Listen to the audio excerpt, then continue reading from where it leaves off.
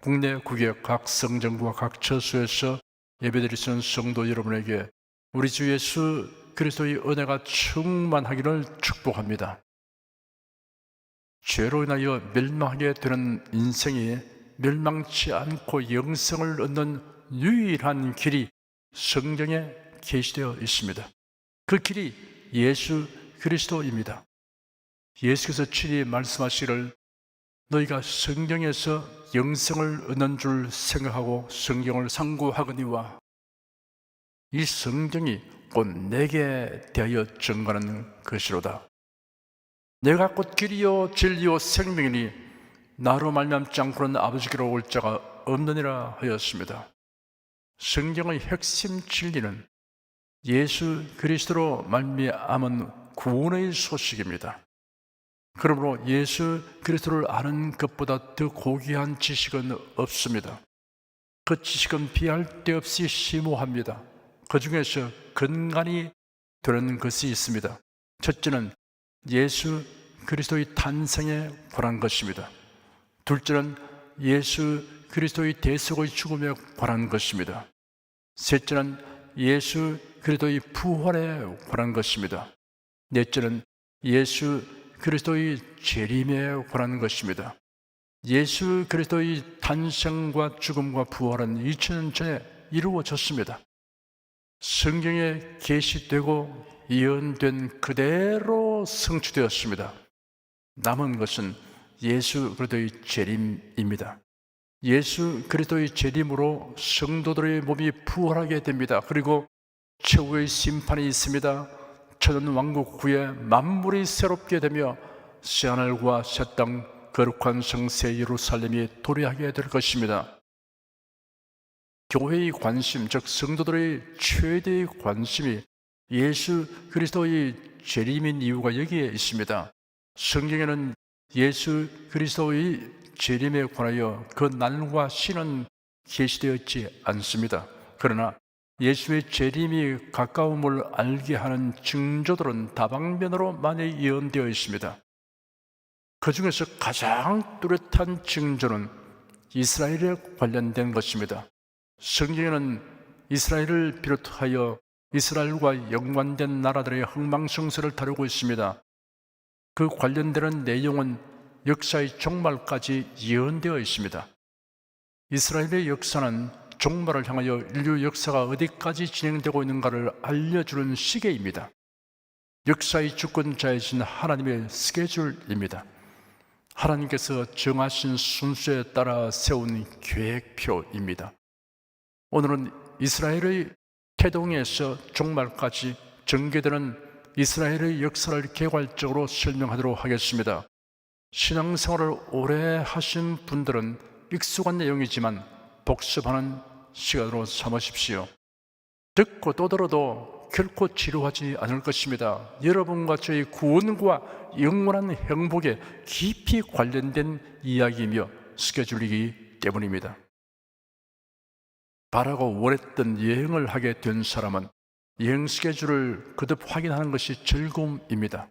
하물며 종말에 이르기까지의 인류 역사가 지금 어디까지 진행되고 있는가를 살필 수 있게 하며 무엇보다도 메시아의 초림과 구속사역 그리고 재림이 언제 어떻게 성취되어 가는가를 알게 하여 주는 스케줄인 이스라엘의 역사에 대한 예언을 살펴보는 것은 우리에게 무한한 즐거움입니다. 하나님은 아브라함을 택하여 선민 이스라엘의 조상으로 세우셨습니다. 이는 하나님의 뜻과 주권에 의한 것입니다. 당시 아브라함이 메소포타미아에 살고 있을 때 영광의 하나님께서 그에게 나타나 너는 너희 본토 친척 아비 집을 떠나 내가 네게 지시할 땅으로 가라. 내가 너로 큰 민족을 이루고 네게 복을 주어 네 이름을 장대케 하리니 너는 복의 근원이 될지라. 너를 축복하는 자에게는 내가 복을 내리고 너를 저주하는 자에게는 내가 저주하리니 땅의 모든 족속이 너를 인하여 복을 얻을 것이니라 라고 말씀하셨습니다.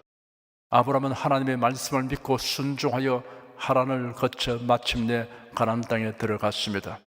여호와 하나님께서 아브라함에게 나타나 말씀하시기를 내가 이 땅을 네 자손에게 주리라 하였습니다. 아브라함이 가나안 땅에 정착한 후 어느 날 하나님께서 그를 이끌고 밖으로 나가 말씀하시기를 하늘을 우러러 무별을 셀 수 있나 보라. 네 자손이 이와 같으리라 하였습니다. 그날 밤에 아브라함은 깊이 잠든 상태에서 400년 후의 일에 대하여 하나님이 예고하시는 말씀을 들었습니다. 너는 정령이 알라. 네 자손이 이방에서 객이 되어 그들을 섬기겠고 그들은 400년 동안 네 자손을 괴롭게 하리니 그 섬기는 나라를 내가 징치할지며 그 후에 네 자손이 큰 재물을 이끌고 나오리라. 너는 장수하다가 평안히 조상에게로 돌아가 장사될 것이요 네 자손은 4대 만에 이 땅으로 돌아오리니 하였습니다. 과연 그와 같이 되었는지 살펴보십시다. 아브라함이 이삭을 낳고 이삭이 야곱을 낳았습니다. 야곱은 12아들을 낳았는데 이 아들들이 이스라엘 12지파의 족장이 됩니다. 야곱의 11번째 아들인 요셉이 우여곡절 끝에 애굽의 총리가 되었고 근동지역의 대기근시에 그의 부친 야곱과 야곱의 자손들을 애굽으로 초청하였습니다. 야곱은 70여 명의 가수를 이끌고 애굽으로 이주하였습니다. 그로부터 400년의 세월이 흐르면서 야곱의 자손들이 심히 번성하게 되어 4대 만에 200여만 명이 되었습니다. 요셉을 알지 못하는 다른 왕이 애굽을 통치하면서 야곱의 후손 곧 이스라엘 자손들을 노예화하였습니다. 하나님께서 야곱의 이름을 이스라엘이라고 바꾸어 주셨으므로 야곱의 자손들을 이스라엘 자손, 이스라엘 족속, 이스라엘 백성이라고 부르고 그들의 나라를 이스라엘 나라 혹은 이스라엘이라고 부르게 되었습니다. 이스라엘 자손들이 고난 중에 부르짖는 소리를 들으신 하나님께서 모세를 영도자로 세우시고 이스라엘 자손들을 하나님의 언약하신 기업인 가나안으로 인도하도록 지시하셨습니다. 드디어 이스라엘 자손들은 4대 만에 애굽을 떠났습니다. 과연 하나님께서 아브라함에게 예고하신 대로 되었습니다. 애굽을 떠난 이스라엘 자손들은 40년간 광야 생활을 하였습니다.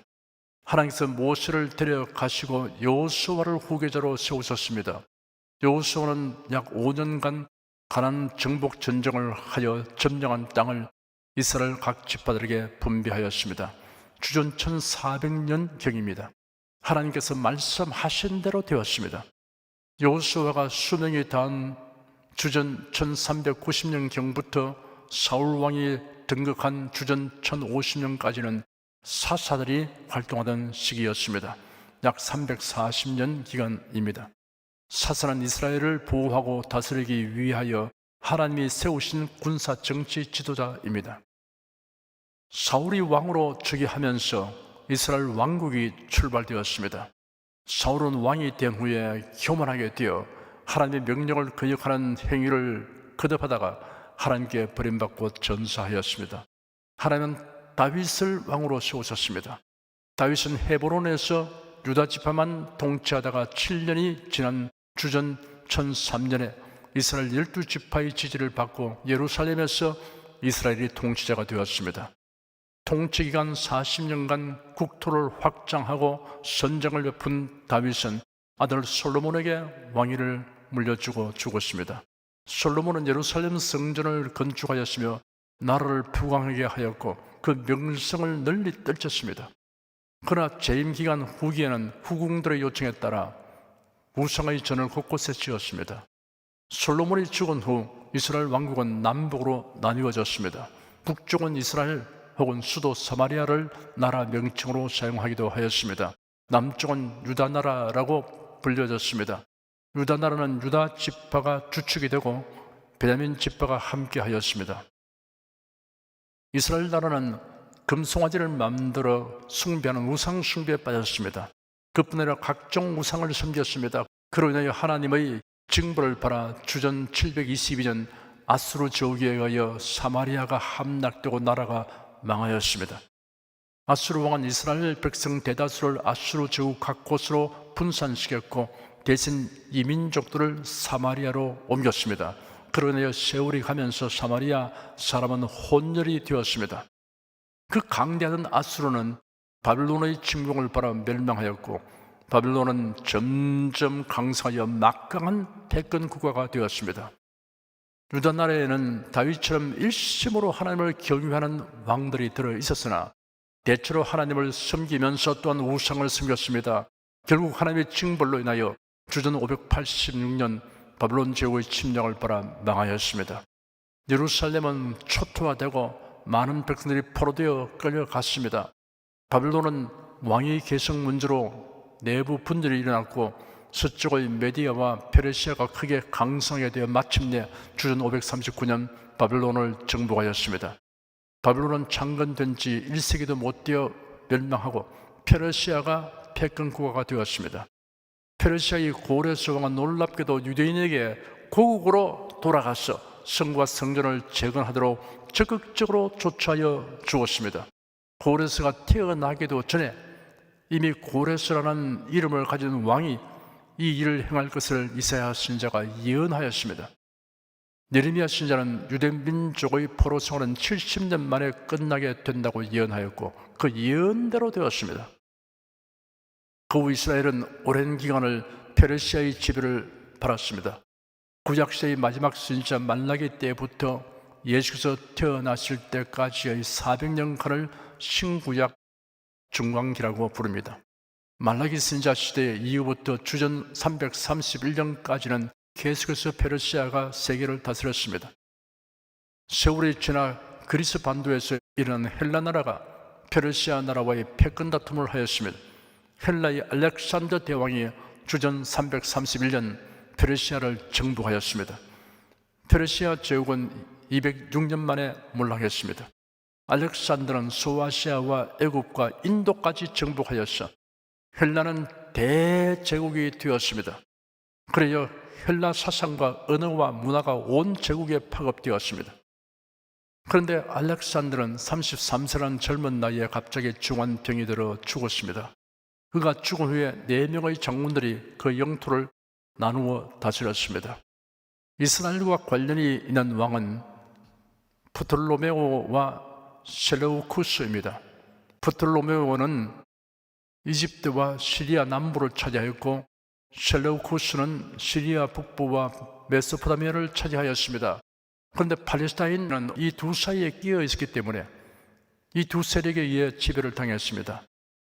그러나 프톨로메오와 셀레우쿠스 두 왕조 사이에 전쟁이 일어나서 셀레우쿠스 왕조가 팔레스타인 지방을 획득하였습니다.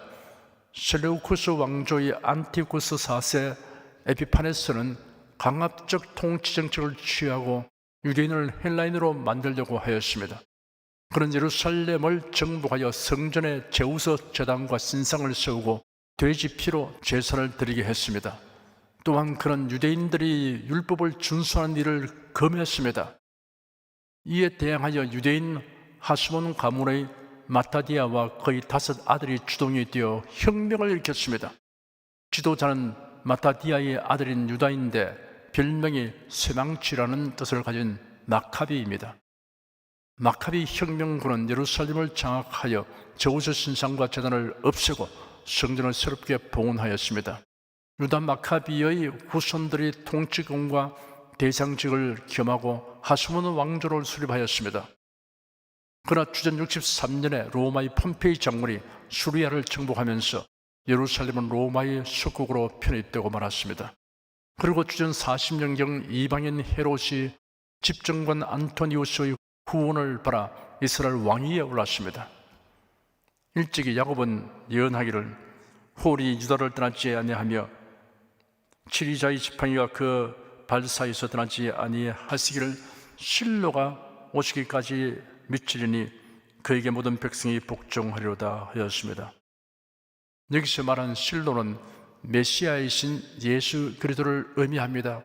하나님은 유다 자손의 왕에서 쫓겨나고 이방인 헤롯이 유다의 왕이 되었을 그때 약속하신 메시아를 보내주셨습니다. 유다는 로마의 속국이 되었습니다. 헤롯 왕과 로마의 총독의 통치를 받았습니다. 이러한 시대에 예수께서 세상에 오셔서 구속 사역을 성취하셨습니다. 주 66년에서 70년 사이에 일어난 유대 반란은 예루살렘을 통제 불가능한 도시로 만들었고 결과적으로 로마의 장군 티투스 군대는 예루살렘을 함락시켰습니다. 우리가 한쪽에 성경을 펼치고 다른 한편에는 지나간 역사에 대한 기록들을 놓고 살펴보면 성경에 기록된 예언들이 낱낱이 이루어져 왔다는 것을 확인할 수 있습니다. 성경은 특히 이스라엘 중심으로 예언되어 있습니다. 이스라엘과 관련된 나라와 민족의 흥망성쇠가 예언되어 있으며 역사 가운데 그대로 이루어졌습니다. 하나님의 구속사에서 이스라엘과 관련하여 애굽, 아수르, 바벨론, 페르시아, 헬라, 로마가 어떤 역할을 하는가를 간략하게 정리해 드리겠습니다. 하나님은 애굽을 이스라엘 민족을 형성케 하는 모태와 모짜리로 삼았습니다. 아수르 제국과 바벨론 제국을 강성케 하여 타락한 이스라엘을 징벌하는 도구로 삼았습니다. 페르시아가 바벨론을 멸망시켰습니다. 페르시아의 고레스 왕은 유대인들이 고국으로 돌아가도록 조서를 발표하였습니다. 기환자들에게 성전 재건을 위한 최상의 건축자들을 제공하였습니다. 그리고 바벨론 느부갓네살 왕에 의해 예루살렘 성전에서 탈취당했던 기명들을 돌려보내도록 조처하였습니다. 알렉산더의 헬라가 페르시아를 정복하였습니다. 알렉산더에 의해 정복된 지중해 세계와 고대 근동 전역이 헬라의 문화를 받아들이고 헬라어가 공용어가 되었습니다. 로마가 헬라를 정복하고 로마의 군사력과 통치력 아래서 제국 안의 안정과 번영이 보장되었습니다. 이때 예수님이 세상에 오셨습니다. 성경에 기록되기를 때가 차매 하나님이 그 아들을 보내셨다 하였습니다. 헬라 제국에 의하여 보급된 문화와 헬라어 그리고 로마에 의하여 사통팔달로 잘 닦여진 도로와 치안 유지로 인하여 사도 바울이 동분서주하며 선교 활동을 할 수 있었습니다. 주 70년 이스라엘은 로마에 대항하다가 로마 군대에 의해 예루살렘은 불바다가 되고 살아남은 자는 전 세계로 풍비박산되었습니다. 예수께서 예언하신 그대로 되었습니다. 야곱의 자손은 애굽에 내려간 지 430년 만에 가나안으로 돌아왔고 바벨론에 포로되어 간 유다 백성은 70년 만에 가나안으로 돌아왔지만 로마 군대의 공격으로 예루살렘에 초토화되고 세계 각지로 흩어져 나간 후로는 70년이 지나도 이스라엘은 돌아오지 못했고 430년이 지나도 돌아오지 못했습니다. 1000년이 가고 1500년이 지나고 거의 1900년이 지나고 보니 이스라엘 민족이 더 이상 나라를 세우는 것은 가망 없는 일이 되었습니다. 하지만 성경에는 말년에 이스라엘이 그들의 조상들이 살던 곳으로 돌아와서 뿌리를 받게 될 것이라고 예언되어 있습니다. 하나님의 말씀은 피할 수 없습니다. 작가이며 신문 기자인 오스트리아의 시온주의자 데오도로 헤르철이 시오니즘 운동을 일으켰습니다. 이스라엘 민족의 옛 조상들이 살던 땅으로 가서 유대국가를 세우자는 운동입니다. 그는 1896년 2월 유대인 국가라는 소책자를 발간하고 1897년 8월 스위스 바젤에서 시온주의 대회를 개최하여 설립된 세계 시온주의자 조직의 초대 의장이 되었습니다. 그의 친구들은 헤르철의 구상을 정신나간 생각으로 여겼습니다. 1896년 6월 그는 오스만 제국의 군주에게 팔레스타인을 독립국으로 넘겨달라고 부탁하러 갔으나 끝내 만나지 못하였습니다. 그는 죽는 날까지 시온주의의 이상을 증진시키기 위해 모든 시간을 바쳤습니다. 1904년 7월 3일 44세의 나이에 심장마비로 죽었습니다. 바젤에서 최초의 시온주의 대회를 개최했을 때 헤르철은 그의 일기에 이렇게 기록했습니다. 바젤 대회를 굳이 말하자면 바젤에서 나는 유대국가를 세웠다는 말일 것이다. 이 말을 지금 한다면 온 세상 사람들이 다 웃을 것이다. 그러나 5년 안에 또는 50년 안에는 틀림없이 모든 사람이 그 사실을 보게 될 것이다. 그가 죽은 지 50년이 지나지 않았어. 아니 40년 만에 그의 소원대로 유대국가가 세워졌습니다. 19세기 유럽 국가들은 민족주의 경향으로 흘러갔고 이는 유대인 박해로 나타났습니다. 그래야 시오니즘의 지지층이 확대되었습니다. 1905년 러시아 혁명 와중에 많은 유대인이 억압과 희생을 피하여 팔레스타인으로 이주하여 1914년 제1차 세계대전 이전까지 9만여 명에 이르게 되었습니다. 1914년 9월 제1차 세계대전이 발발하였습니다. 2년 후 영국상 로이드 조지가 바이츠만 박사에게 전화하여 무연화학 제조에 순수 아시톤이 필요하니 아시톤 6만 톤을 만들어주면 무슨 손이든 들어주겠다고 하였습니다. 영국의 맨체스터 대학 교수이며 화학자인 하임 바이츠만 박사가 설탕에서 고무를 만드는 연구를 하다가 실험 도중 우연히 아세톤을 만드는 세균을 발견하므로 당분에서 아세톤을 만드는 방법을 알아내었습니다. 바이츠만 교수는 옥수수를 이용한 아세톤 제조에 성공하였으나 전쟁 중이라 옥수수를 대량 운송해 올 수 없었습니다. 바이츠만 박사는 감자의 녹말에서 당분을 추출하고 거기서 아세톤을 만드는 방법을 알아내었습니다. 그래야 화약을 대량 생산하게 되었고 이로 인해 영국이 제1차 대전을 승리로 이끌게 되자 영국 국왕에게 훈장 추수를 하겠다고 바이츠만 교수에게 알리니 훈장은 원치 않는다고 했습니다. 영국의 외무장관 제임스 벨푸어가 바이츠만 교수에게 그러면 소원이 무엇이냐고 물었더니 자신은 유대인이라고 밝히면서 유대인에게 나라를 세울 수 있는 땅을 달라고 요구하였습니다. 벨푸어가 아프리카의 우간다를 제시하였습니다. 바이츠만은 이를 거절하였습니다. 만일 영국인에게 런던 대신 파리를 준다면 원하겠느냐고 하였습니다. 그러면 예루살렘을 주겠다고 하니 팔레스타인 땅을 모두 달라고 하였습니다. 바이츠만은 전 세계의 저명인사 3,000명에게 자필로 호소문을 써보내고 사람들을 만나 설득하였습니다. 드디어 1917년 11월 2일 영국 외무장관 벨푸어가 유대인에게 팔레스타인에서 나라를 세워도 좋다는 벨푸어 선언을 하였습니다. 영국 외상 벨푸어 선언이 있은 후 유대인들이 각처에서 영국의 위임 통치 아래 있는 팔레스타인으로 이주하였습니다. 1925년 3월에는 팔레스타인 거주 유대인이 10만 8천 명, 1933년에는 23만 8천 명으로 불어났습니다. 1930년 히틀러의 나치가 유럽에서 세력을 확대하면서 유대인에 대한 위협이 가중되자 더 많은 사람들이 팔레스타인으로 모여들었습니다. 히틀러는 1933년 1월 독일 총리가 되고 그해 9월에 총통 겸 총리가 되었습니다. 1933년부터 독일이 패망한 1945년 5월까지 12년 동안 유대인 박멸에 힘을 쏟았습니다. 제2차 세계대전 중 유대인 수백만 명이 학살하게 되자 나라 없는 민족은 보호받을 길이 없음을 알고 본격적으로 팔레스타인으로 모여들었습니다.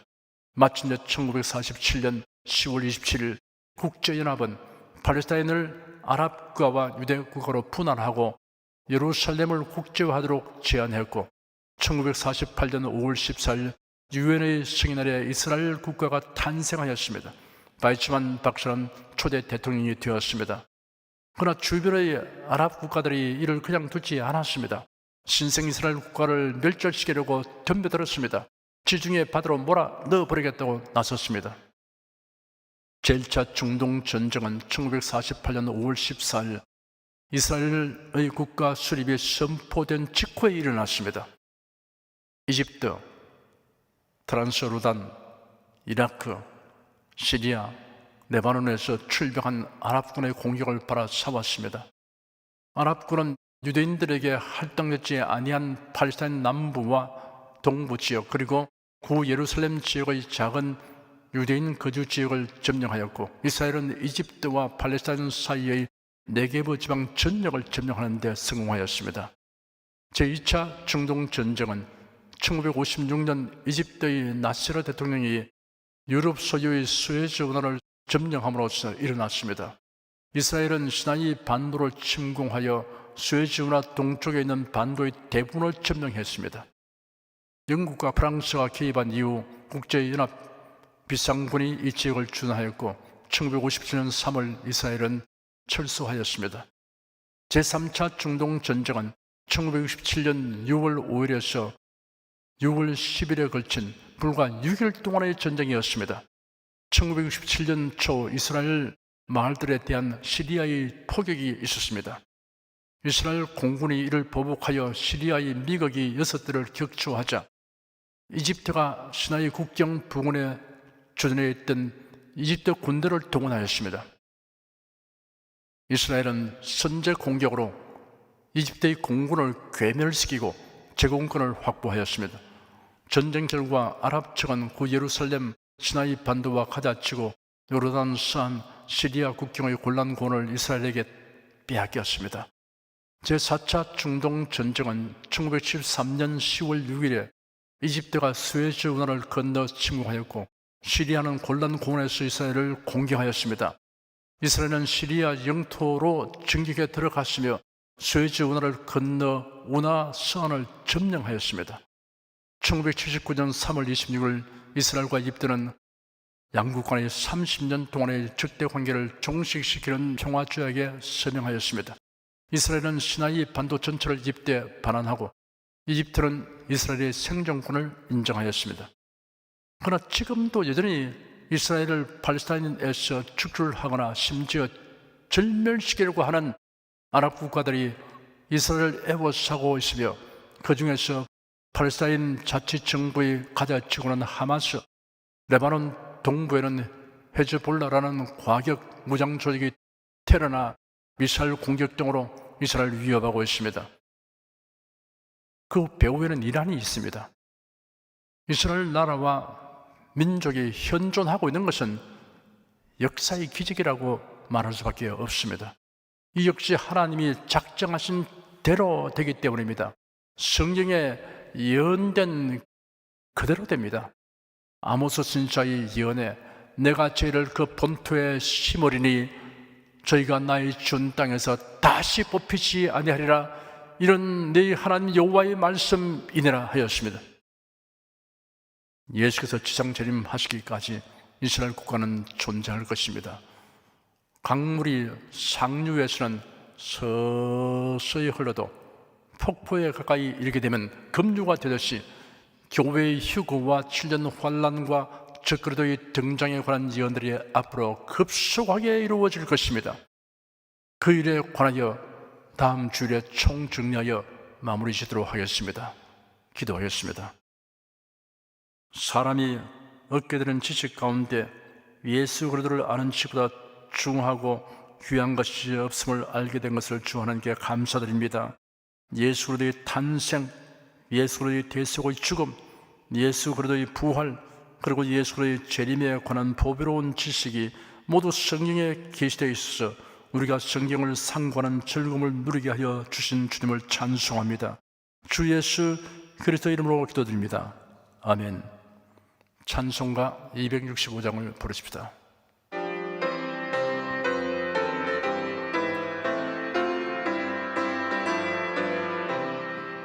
옳은 길 따르라 의의 길을, 세계 만민이 의의 길, 이 길 따라서 살 길을 온 세계에 전하세.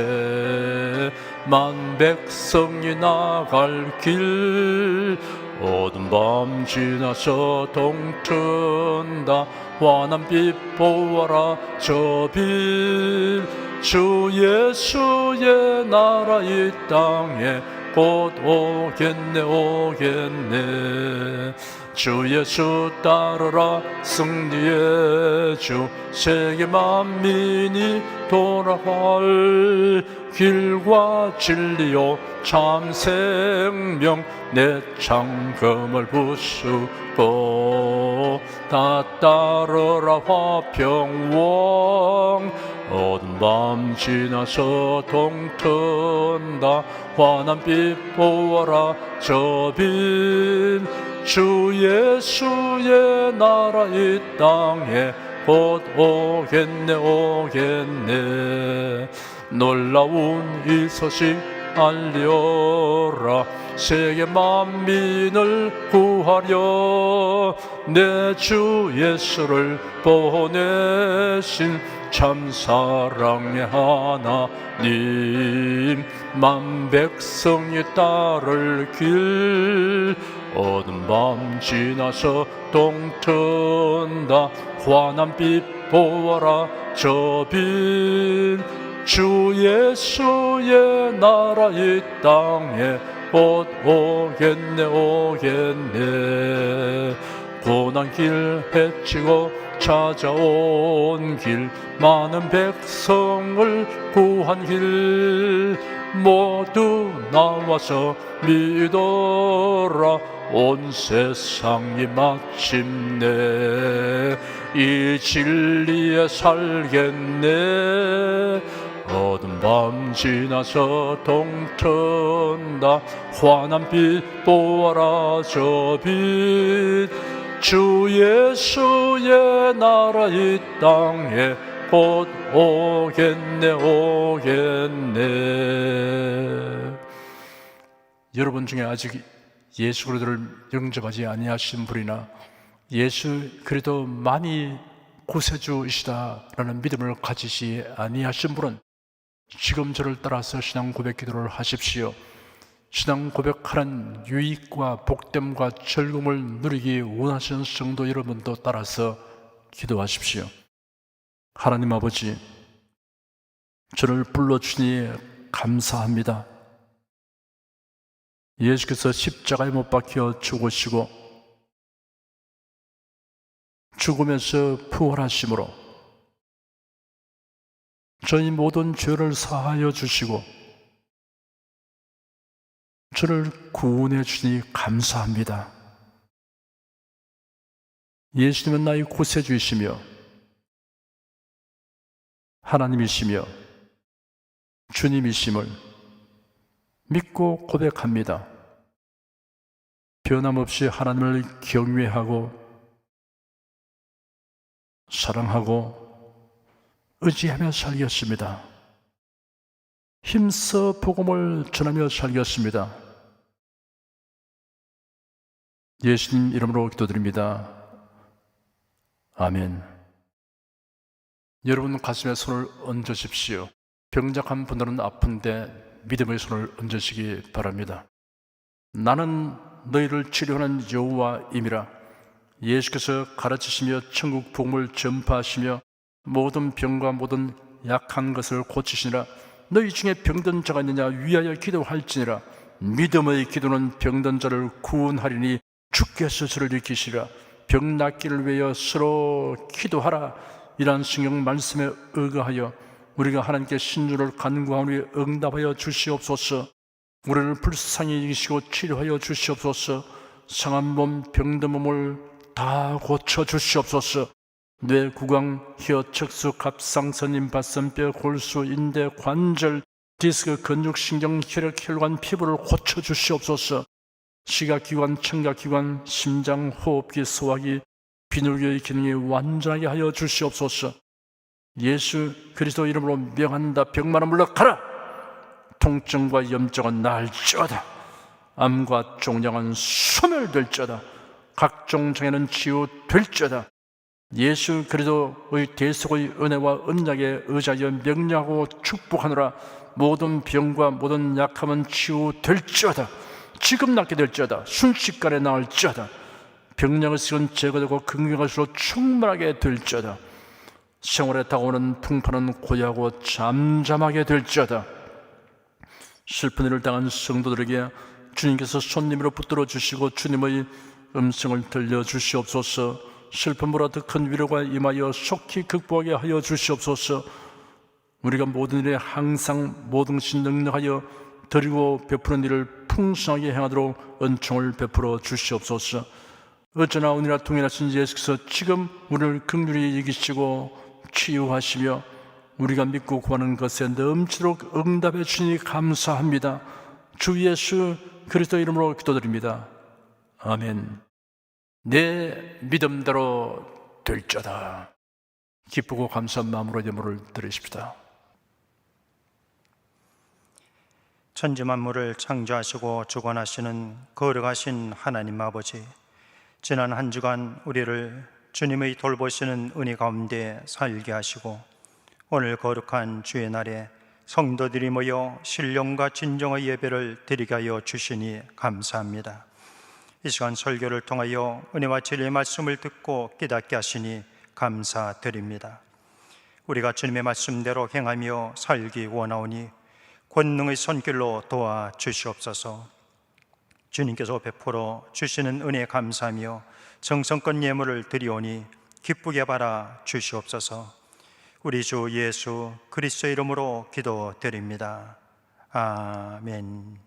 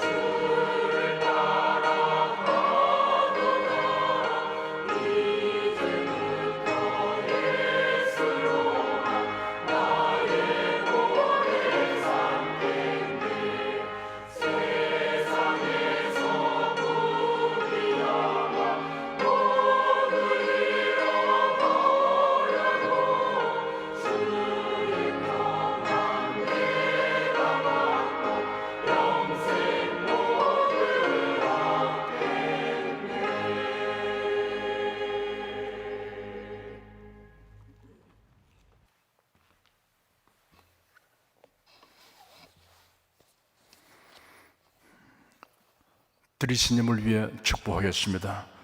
하나님께 감사헌금, 11조 건축헌금, 선교헌금, 일천교회 설립헌금을 드렸습니다.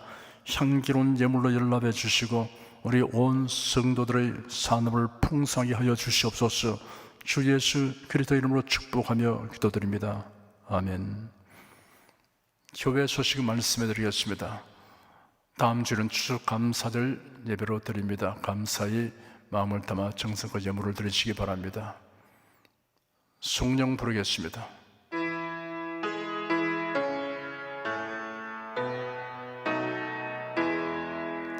성부 성자 성령께 찬송과 영광 돌려보내세. 태초로 지금까지 또 영원 무궁토록 성삼위께 영광 영광 아멘. 우리 주 예수 그리스도의 은혜와 하나님 아버지의 사랑과 성령의 교통하심이 은혜와 진리 가운데 살아가는 모든 성도들을 위해 임하시옵기를 축원합니다. 아멘.